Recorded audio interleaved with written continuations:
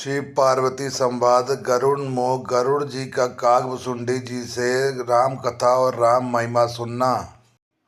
असि रघुपति लीला और गारी धनुज विमोहनी जन सुखारी जय मति मलिन विषय बस कामी प्रभु पर मोह धरि इमि स्वामी। हे हे गरुड़ जी, ऐसे ही श्री रघुनाथ जी की यह लीला है जो राक्षसों को विशेष मोहित करने वाली और भक्तों को सुख देने वाली है।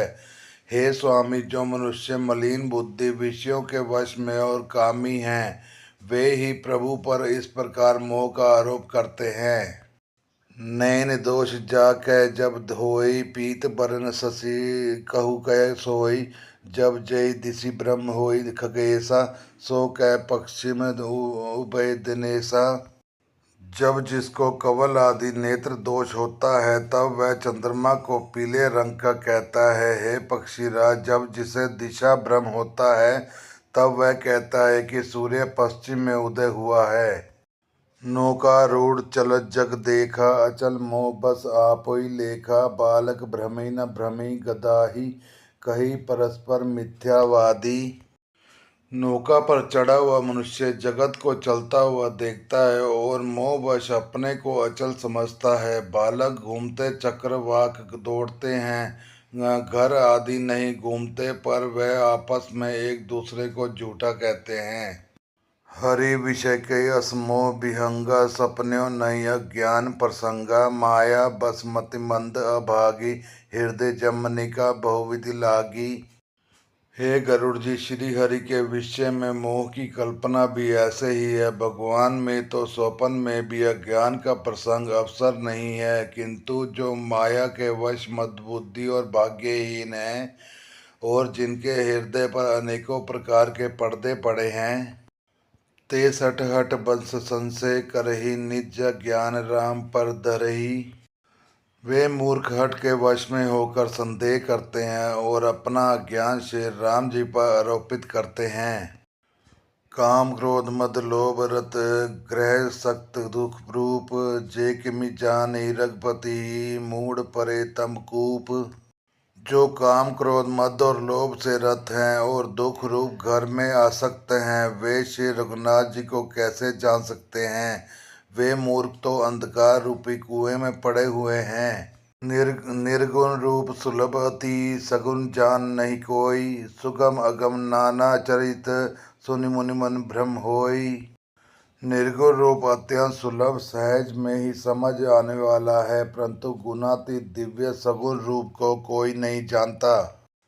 इसलिए उन सगुण भगवान के अनेक प्रकार के सुगम और अगम चरित्रों को सुनकर मुनियों के भी मन में भ्रम हो जाता है। काकभुसुंडी का अपनी पूर्व जन्म कथा और कली महिमा कहना। सुनु खगेश रघुपति प्रभुताई कहो जथामति कथा सुहाई। जे विधि मोह भयो प्रभु मोहि सोई सब कथा सुनावो तोहि। हे पक्षीराज गरुड़ जी, श्री रघुनाथ जी की प्रभुता सुनिए। मैं अपनी बुद्धि के अनुसार वह सुहावनी कथा कहता हूँ। हे प्रभु, मुझे जिस प्रकार मोह हुआ वह सब कथा भी आपको सुनाता हूँ। राम कृपा भाजन तुम ताता हरिगुण प्रीति मोहि सुख दाता। ताते नहीं कुछ तुमरी दुरावो परम रहस्य मनोहर गावो। हे तात, आप श्री राम जी के कृपा पात्र हैं। श्री हरि के गुणों में आपकी प्रीति है, इसलिए आप मुझे सुख देने वाले हैं। इसी से मैं आपसे कुछ भी नहीं छुपाता और अत्यंत रहस्य की बात आपको गाकर सुनाता हूँ। सुनो राम कर सहज स्वभाव जन अभिराम न राख्यो काओ। संस्ति सूल सुल प्रद नाना सकल शोकदायक अभिमाना। श्री रामचंद्र जी का सहज स्वभाव सुनिए। वे भक्त में अभिमान कभी नहीं रहने देते, क्योंकि अभिमान जन्म मरण रूप संसार का मूल है और उन अनेक प्रकार के क्लेशों तथा समस्त शोकों को देने वाला है। ताते करी कृपा निधि दूरी सेवक पर ममता तिभूरी। जिम शिशु तन वृन होई गोसाई मातु चिराव कठिन की नाई। इसलिए कृपा निधि उसे दूर कर देते हैं, क्योंकि सेवक पर उनकी बहुत ही अधिक ममता है। हे गोसाई, जैसे बच्चे के शरीर में फोड़ा हो जाता है तो माता उसे कठोर हृदय की भांति चीरा डालती है। जद्यपि प्रथम दुख पाई रोवे बाल अधीर, व्याधि नाश हित जननी गिनती न सो शिशु पीर। यद्यपि बच्चा पहले फोड़ा चिराते समय दुख पाता है और अधीर होकर रोता है, तो भी रोग के नाश के लिए माता बच्चे के उस पीड़ा को कुछ भी नहीं गिनती और उसकी परवाह नहीं करती और फोड़े में चीरा ही डालती है। तिमि रघुपति निज दास कर हरि मान हित लागी, तुलसीदास ऐसे प्रभु कसना भज भ्रम त्यागी। उसी प्रकार श्री रघुनाथ जी अपने दास का अभिमान उसके हित के लिए हर लेते हैं। तुलसीदास जी कहती है कि ऐसे प्रभु को भ्रम त्याग कर क्यों नहीं भजते। राम कृपा अपनी जड़ताई, कहो खगे सुनो मन लाई। जब जब राम मनुज तन धरहि, भक्त है तो लीला बहु करही। हे गरुड़ जी, श्री राम जी की कृपा और अपनी जड़ता मूर्खता की बात कहता हूँ, मन लगाकर सुनिए।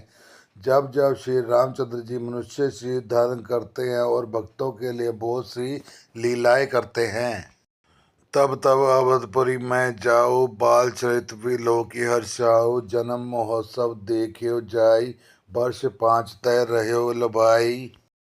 तब तब मैं अयोध्यापुरी जाता हूँ और उनकी बाल लीला देखकर हर्षित होता हूँ। वहाँ जाकर मैं जन्म महोत्सव देखता हूँ और भगवान की शिशु लीला में लुभा कर 5 वर्ष तक नहीं वहीं रहता हूँ।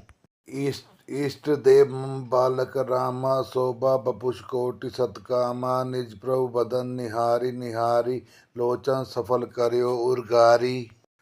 श्री रामचंद्र जी मेरे इष्ट देव हैं, जिनके शरीर में अरबों कामदेवों की शोभा है। हे गरुड़ जी, आपने प्रभु का मुख देख देख कर मैं अपने नेत्रों को सफल करता हूँ। लघु बायस बपु धरि हरि संगा, देखियो बाल चरित बहु रंगा। छोटे से कौवे का शरीर धरकर और भगवान के साथ साथ फिरकर मैं उनके भांति भांति के बाल चरित्रों को देखा करता हूँ। लरिकाई जय जय फिरी, तै तै संग उड़ाऊ। जूठे परी अजीर मह, सो उठाई कही खाऊ। लड़कपन में वे जहाँ जहाँ फिरते हैं वहाँ वहाँ मैं साथ साथ उठता हूँ और आंगन में उनकी जो जूठन पड़ती है वही उठाकर खाता हूँ। एक बार अतिशय सब चरित किए रघुवीर, सुमृत प्रभु लीला सोई पुलकुत भयो शरीर। एक बार श्री रघुवीर ने सब चरित बहुत अधिकता से किए। प्रभु की उस लीला का स्मरण करते एक काकभुसुंडी जी का शरीर प्रेमानंद वश पुलकित हो गया। कयो भुसुंड सुनो खगनायक, रामचरित सेवक सुखदायक। निज मंदिर शुभ सब भांति, खचित कनक मणि नाना जाति। भुसुंडी जी कहने लगे कि यह पक्षीराज सुनिए, श्री राम जी का चरित्र सेवकों को सुख देने वाला है। अयोध्या का राजमहल सब प्रकार से सुंदर है। सोने के महल में नाना प्रकार के रत्न जड़े हुए हैं। बरनी न जाए रुचिर अंगनाई, जह खेली नित चार्यो भाई। बाल विनोद करत रघुराई, बिचरत अजीर जन सुखदाई। सुंदर आंगन का वर्णन नहीं किया जा सकता, जहाँ चारों भाई नित्य खेलते हैं। माता को सुख देने वाले बाल विनोद करते हुए श्री रघुनाथ जी आंगन में विचर रहे हैं। मरकत मृदुल कलेवर श्यामा, अंग अंग प्रति छवि बहु कामा। नव राजीव अरुण मृदु चरना, पदज रुचिर नख शिशुदुति हरना। मरकत मणि के समान हरिताभ श्याम और कोमल शरीर है। अंग अंग में बहुत से कामदेवों की शोभा छाई हुई है। नवीन लाल कमल के समान लाल लाल कोमल चरण हैं। सुंदर उंगलियां हैं और नक्श अपनी ज्योति से चंद्रमा की कांति को हरने वाले हैं।